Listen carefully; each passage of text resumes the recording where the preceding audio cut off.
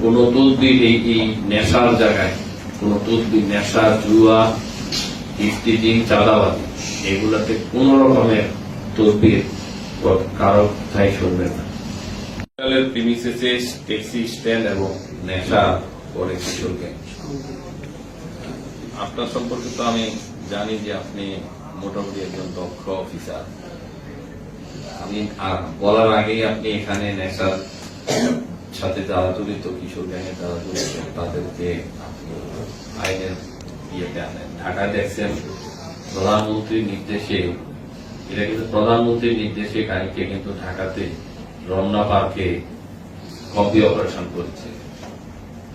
চাঁদপুরেও দেখেন রাত 10টার পরে গতকালকে কিন্তু কোন ছেলে আর রাত্র 9টার পরে আর বাইরে, আগের দিন কম্বি অপারেশন করেছে। তো আপনি এটা সরকারি প্রতিষ্ঠানের মধ্যে ট্যাক্সি স্ট্যান্ড রাখা, এটা যুক্তিযুক্ত আমার কাছে মনে হয় না।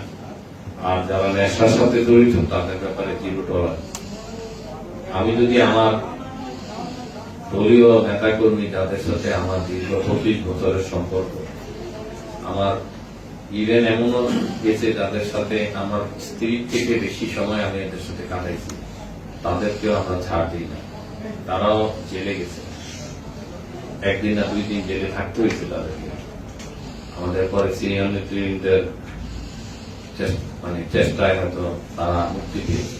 আমরা এই জায়গাটাতে কোন রকমের কোন ছাড় দিতে চাই না। আপনি দয়া করে ব্যবস্থা নেন।